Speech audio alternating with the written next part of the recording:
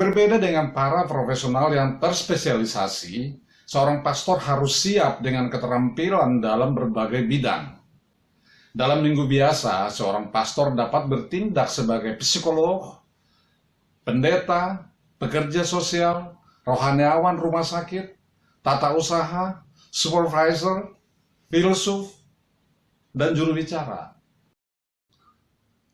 Mohon Anda like, subscribe, dan tekan tombol lonceng, kemudian share video ini melalui grup di media sosial Anda, agar semakin banyak iman yang terbarukan dan jiwa-jiwa yang terselamatkan. Salam.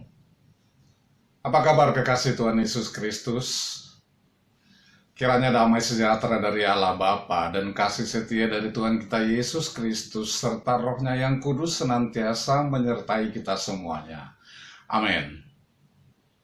Pada episode edisi ke-45 dengan seri 3901, Pekerjaan Terberat atau A Hardest Job. Sekarang kita bahas kata pengantar dari kitab 1 Timotius yang merupakan kitab ke-15 dari seluruh 27 kitab pada perjanjian baru di Alkitab. Kata pengantar ini saya kutip dari buku The Student Bible yang telah selesai saya terjemahkan ke dalam bahasa Indonesia. 1 Timotius atau 1 Timothy, pekerjaan terberat. Timotius memasuki sarang tawon. Jangan seorang pun menganggap engkau rendah karena engkau muda. Jadilah teladan bagi orang-orang percaya. Dari kitab 1 Timotius pasal 4 ayat 12. Siapakah yang memiliki pekerjaan paling berat? Dokter bedah otak?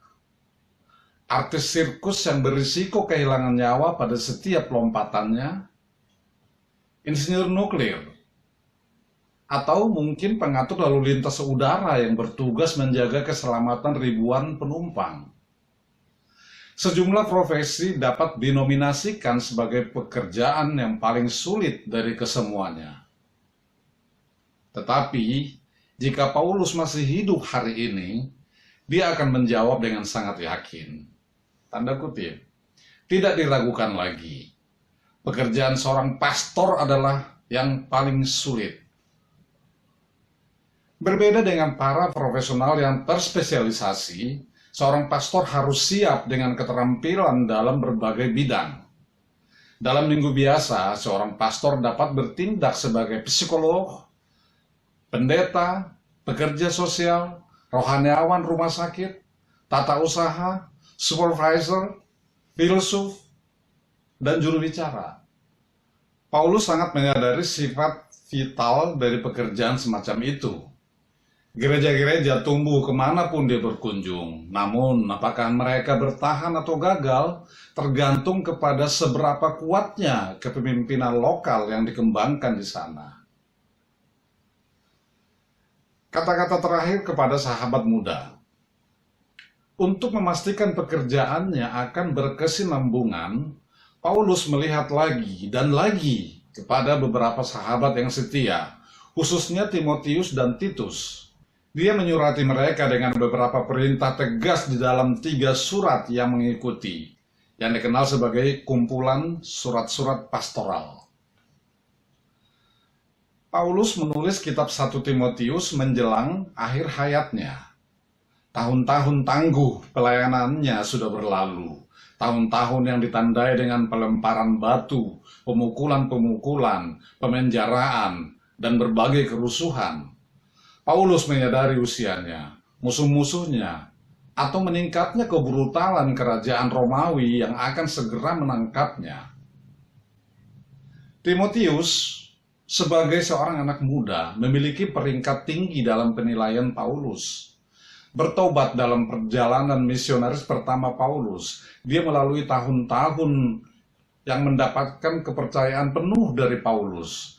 Ketika sebuah gunung berapi bergemuruh dalam jangkauan jarak gereja seperti Korintus atau Tesalonika, Paulus dengan segera mengirim Timotius untuk mencoba menahan letusan. Tanda kutip, karena tak ada seorang padaku yang sehati dan sepikir dengan aku. Sekali waktu Paulus menulis mengenai Timotius. Ia telah menolong aku dalam pelayanan Injil sama seperti seorang anak menolong bapaknya.